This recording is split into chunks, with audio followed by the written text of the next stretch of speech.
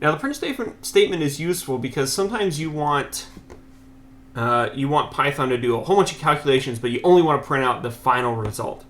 For example, I'm going to create a variable here, and we're going to call this variable x. And I'm going to say that x is equal to 4.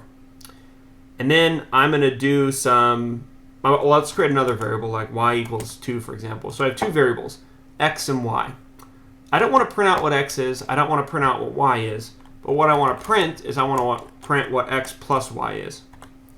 So I ignore the value for x, I ignore the value for y in terms of what's actually printing. So I only want to print what x plus y is.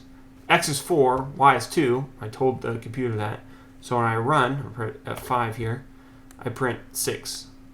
So again, all that's printing is just the thing that I want it to print. It doesn't print this line, it doesn't print this line, it only prints this right here because that's the only thing I told it to print. And that's pretty useful.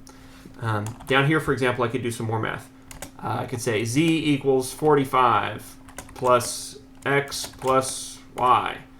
And then g is equal to z plus 23.